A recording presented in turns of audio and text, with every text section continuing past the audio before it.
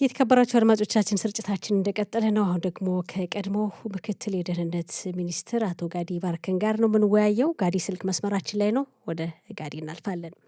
ጤና ይስጥልን አቶ ጋዲ ባርከን፣ እንደምን ዋልክ? ጤና ይስጥልኝ ወርቅነሽ። ጤና ይስጥልኝ ለአድማጮቻችንም እናመሰግናለን። እንግዲህ መልካም በዓል ሻቫቶቭ ሙአዲም ለሲምካ ፔሳህ ላይ ነው የምንገኘው።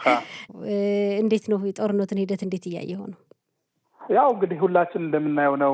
ይሄ የእስራኤል አምላክ ጎናችን ይሁን፣ መከላከያችን፣ ወታደሮቻችን፣ የእስራኤሉን ወታደር እንዲሁም የወዳጆቻችን ትልቅ ወዳጃችን የአሜሪካ ወታደሩን በሰላም ይመልሳቸው። እንግዲህ እግዚአብሔር ከተጨመረበት ማንም የእስራኤል ጠላት የማይወድምበትም የለምና እንጠብቃለን። እግዚአብሔር ከጎናችን ይሁን። አዎ ያለው ሁኔታ እንግዲህ ያው ትንሽ ዓለማችን እንደከፈለው እያየን ነው። ጦርነቱ አንዳንዶች የሃይማኖት ጦርነት ያደርጉታል፣ አንዳንዶች አካባቢ፣ አንዳንዶች በኃይል በሌላም እየተተረጎመ ነው። ጋዲ እንግዲህ አንተ በአፍሪካ ሀገራት እንቅስቃሴ እንደምታደርግ ያው እናውቃለን፣ እስራኤልን በመወከል እንደው የአፍሪካ ሀገራት በዚህ ጦርነት ያላቸው ስሜትና ለእስራኤል ያላቸው አመለካከት ምን ይመስላል? በመጀመሪያ ደረጃ በጣም አፍሪካ ታላቅ ወደ 54 ሀገር ያላት ቦታ ናት። ከዓለም ካርታ በጣም ብዙን ሀገሮች የያዘች ይሄ አፍሪካ ነው። ከዚህም ግን ከ7 ኦክቶበር በፊት ያው ወዳጅ የሆነውም በስውር ጠላት የሆነውም በስውር ነበረ።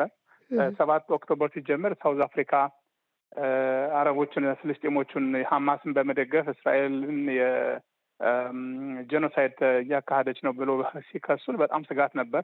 ሌሎች አፍሪካዎች ሀገሩም እነሱ ጋር ተጨምረው ክስ ለመግባት ዓላማቸው እንደዛ ነበር። ከዛም በኋላ ግን ያው እስራኤል መንግስትን በውጭ ጉዳይ ሚኒስተርን እኔም አቅም የሚፈቅደውን ያክል እየተመካከል ሳውዝ አፍሪካ ብቻዋን ቀረች። ሌሎች የአፍሪካ ሀገሮች ከእስራኤል ጋር አሁን ያላቸውንም ራሱ የሙስሊም ሃይማኖት ተከታይ ሀገሩ ያሉትን በይፋ ሲናገሩ የነበሩትን እስራኤልን ያወግዙ የነበሩ ጸጥ ብለው፣ ሌላው ብዙ ወዳጆቻችን ግን በይፋም እየወጡ እየተናገሩ ነው እስራኤልን ከእስራኤል ጋር መቆማቸው። እንዲያውም ባለፈው እንደ ዜና ሆኖ እንደቀረበው ከእስራኤል ጋር አዲስ አገር ሶማሌላንድን እውቅና በመስጠት ትልቅ ወሳኝ ሀገር ናት። ካርታውም ከቀይ ባህር ወደብ ያላት ወሳኝ ሀገር በመሆኗ እስራኤል የመጀመሪያ እውቅና ስትሰጥ፣ ሌላውም የአፍሪካውም እንግዲህ ከጎናችን እየሆነ ነው። በአሁኑ ሰዓት ከኢሮፕ የበለጠ የአፍሪካ ሀገራት መሪዎቻቸውም ወደ እስራኤል የበለጠና አብዛኛውን ድጋፋቸውን እያሳዩ ነው።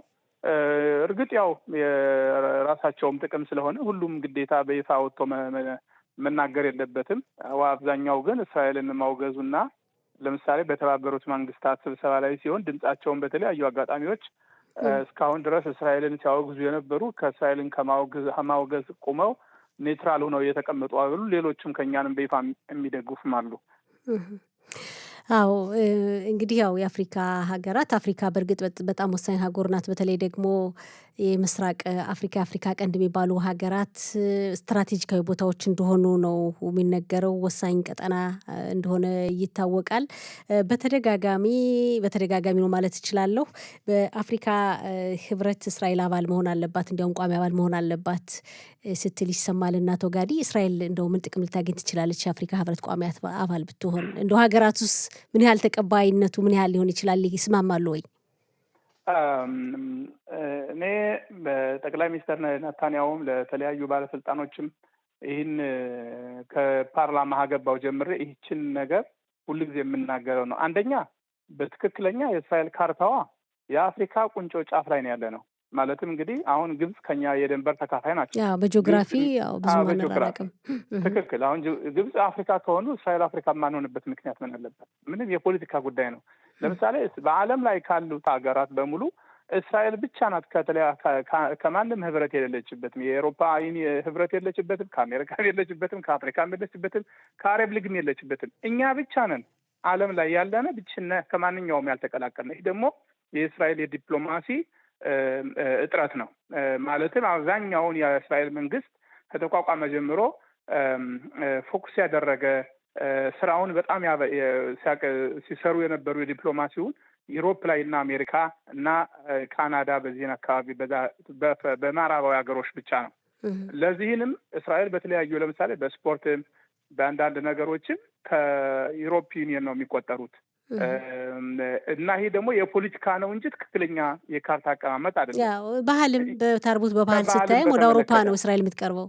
ትክክል። አሁን ግን እንግዲህ ሁሉም ዓለም በአንድ ካርታ ነው ያለችው። ዓለም በአንድ ጣት ነው ያለ እንደተቀመጠ የሚታየው እና በአሁን በረቀቀው ዘመን እስራኤል ከአፍሪካ ህብረት መቀላቀልና ወንበር ማግኘት አለባት ብዬ አምናለሁ። የማምንበት ምክንያት ደግሞ አንደኛ እስራኤል ትልቅ ሀገር በቴክኖሎጂም በሁሉም ወዳጇ ብዙ ነው አፍሪካ ሀገር። ሁለተኛ ደግሞ በጣም ወሳኝ ሀገር የሆነችው እስራኤል ለአፍሪካ ሀያልነት ተጽዕኖ ፈጣሪ በመሆኗ በቴክኖሎጂም በእውቀትም በተለያዩ ዘርፎችም አፍሪካን ልጠቅም ትችላለሽ፣ እስራኤልን ልትጠቀም ትችላለሽ።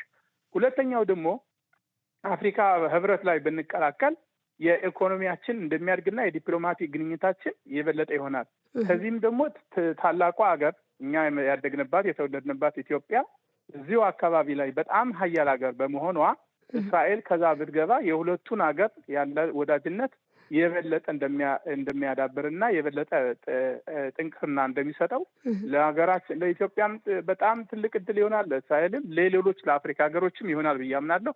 እስራኤል አፍሪካ ህብረት ብትቀላቀል ጥቅሙ ለሁሉ ነው። እኔም ይህን ነገር በተለያዩ አጋጣሚ እየተናገርኩኝ ለጠቅላይ ሚኒስተሩም ለውጭ ጉዳይ ሚኒስተርም ይህን የሚመለከት አካል በሙሉ በተለያዩ አጋጣሚዎች እየገባው በቀደም ባለፈው ሳምንት ከእስራኤል ፕሬዚደንት ጋር ውይይት ነበርን። ከዚህ ገና 1 ሰዓት የሚሆን ውይይት ከእሳቸው ጋርና ከሌሎችም ጋር ይህንን ያቀረቡትን አጀንዳ በመመልከት እሳቸው በጣም ተወደውት ከዛም በፊትም ተነጋግረንበት የእስራኤል ፕሬዚደንት አቶ ይስሐቅ ሄርዞግ ባለፈው 3 ሳምንት ኢትዮጵያ ድረሰው መጥተው ነበረ። ከዛም ይህንም እንዲሄዱና ብዙ መንግስት እየገፋፋ እኛም ያለኝን ሀሳብ እያቀረብኩ ነው። እኔ በጣም ደስ ብሎኛል። መንግስትም ማቀርበውን አካል በዚህም ጉዳይ የተሰሚነት በመቀበላቸው ምንም እርግጥ ፓርላማ አይደለሁም መንግስት ላይም አይደለሁም በአሁኑ ሰዓት ግን እንደ ትውልድ ኢትዮጵያዊ በአፍሪካ የመጣን ህዝብና ራሳችን ሀገራችን ከመተው ከህብረተሰባችን የኛ ያለንን ተጽዕኖ ፈጣሪ በአፍሪካ ላይ ፈረንጆቹ በአውሮፓ የመጡት በአውሮፓን ያሳመኑ የበለጠን ግንኙነት ሲያደርጉ እኛም ከኢትዮጵያ የመጣነ ኢትዮጵያንንም ሌላውን አፍሪካንም ወደ እስራኤል የምናቀርብበት የበለጠ እድል ስለሚገኝ ይህንም እያቀረብኩኝ በዚህ ሰዓት ጥሩ ቦታ ነው ያለን።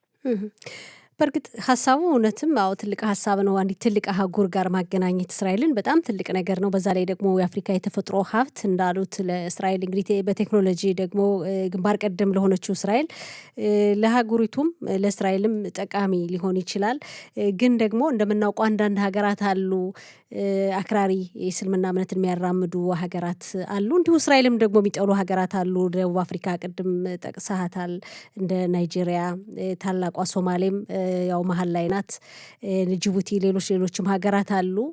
እንደውም በእስራኤል በአፍሪካ ህብረት የእስራኤል ተወካይ ሁሉ እንዲሳተፍ ማይፈልጉ አሉ እንኳን ቋሚ አባል እንድትሆንና እንደው የነሱ ጉዳይስ እንዴት ይታያል? እንዴት ሊቀበሏት ይችላሉ እስራኤልን? እንግዲህ እስራኤል ሲጀመር ከሃይማኖቱ ጀምረን ግን ከሃይማኖቱም ወጣ ብንልም በትክክለኛ ሪያሊቲ በሆነው መንገድ ስናየው አሁን እስራኤል በጣም ትልቅ ተጽዕኖ ፈጣሪ የሆነች ሀገር ሀያል ሀገር በመሆኗ በዚህም ጦርነት ከዛም በፊትም በቴክኖሎጂ በሁሉ ታዋቂ ናት። አሁን እቺ ሀገራችን እኛ እስራኤል ህዝበ እስራኤል ወጥቶ ሳለ በስደት ሌሎች ሲያስተዳድሩት እዚህ የነበረ ምንድን ነው ውሃም እንኳ የለውም፣ አሸዋና አፈር ብቻ ነው፣ ጠጠር ብቻ ነው የነበረበት።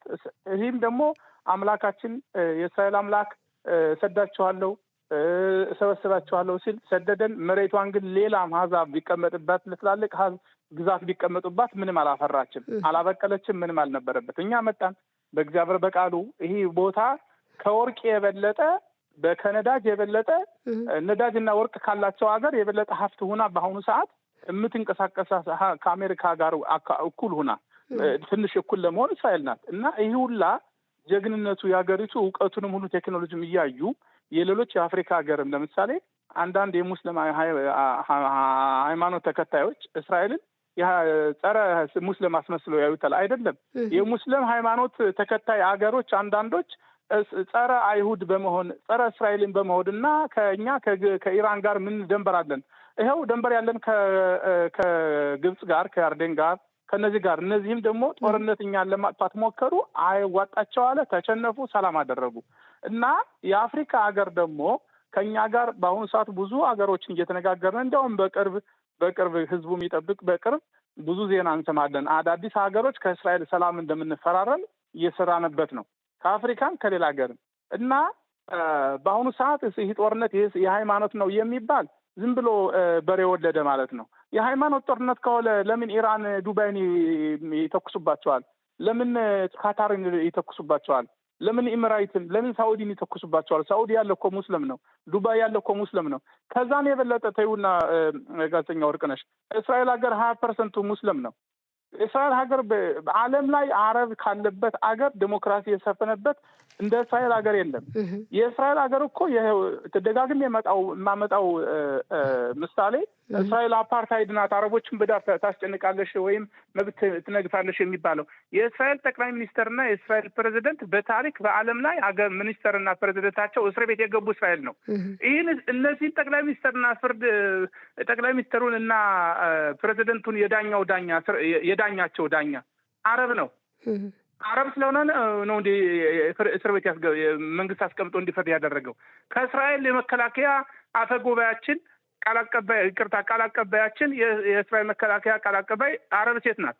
እስራኤል ሚኒስትሮች ሙስሊሞች ነበሩ፣ ክርስቲያኖችም ነበሩ። እስራኤል የሃይማኖት ነጻነት ሀገር ናት። ምድር ላይ በእኛ ዘመን ካለነ የሃይማኖት ነጻነት ያለው የሰው ልጅ ነጻነት ያለው እንኳን የሰው ልጅ የድመትና የውሻ መብት የሚከበርበት ሀገር ነው።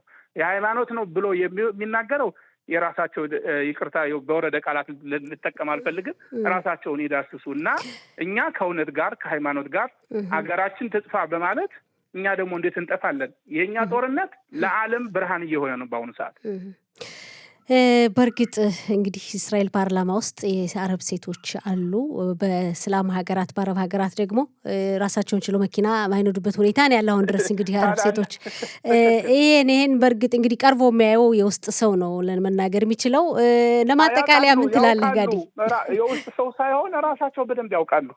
ራሳቸው አሁን ለምሳሌ ኢራን ላይ የኢራን ህዝብ ከኛ የበለጠ የኢራን ህዝብ መንግስቱ እንዲወድቅለት የሚፈልገው የኢራን ነው።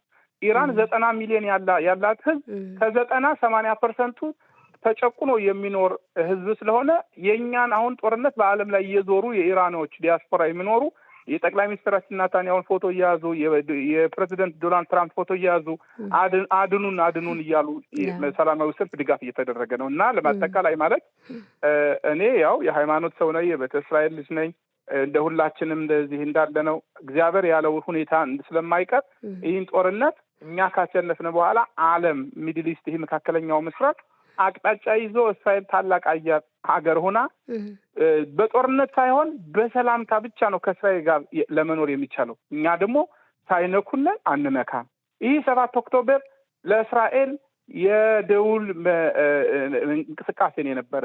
አሁን እነሱ ያሰቡት ምንድን ነው? በ7 ኦክቶበር ሐማስ፣ ሂዝባላ፣ ሁቲም፣ ኢራን በሱሪያ በአንድ ቀን ሊጀምሩት ነው የነበረው። እስራኤል እነዚህ ግን ሐማስ ሲንዋር ነፍሱን አይማረው እንጂ ምን አደረገ? እሱ ቀድሞ በር መንገድ ከፋች እንዲመስል በታሪክ እንዲመዘገብ ፈልጎ ሳያማክራቸው ጀመረ። እግዚአብሔር ግን ይኸውላችሁ እኛን ጠላት ነው አይችሉም እያልን እየናቅነ ሁላችንም ሳይሆን የራሳችን መከፋፈል ለዚህ ጉዳት ሆነ ነበር። ከዛም ግን ከሞቱት ነፍሳቸውን ይማር በላይ ወታደሮች ሞተዋል። ከ1800 በላይ ዜጋዎች ሞተዋል። እነዚህም ነፍሳቸውን ይማር። ግን ይሄ አጋጣሚ ለእስራኤል የተደረገው እንደ በጣም ታምር ኔት ማለት ይቻላል። አገሪቱ ሁለትያ ተወልዳለች ማለት ይቻላል በዚህ ከ7 ኦክቶበር። ጥሩ፣ በጣም እናመሰግናለን አቶ ጋዲ ባርከን። እንግዲህ ሻባቶቭ እንወያይበታለን በሰፊው። አፍሪካ ትልቅ አህጉር ናት፣ ያለውን እንቅስቃሴ ለወደፊት በሰፊው እናየዋለን። በጣም እናመሰግናለን። ለዛሬው መልካም ሳምንት። መልካም ሳምንት። እሺ፣ ሰላም።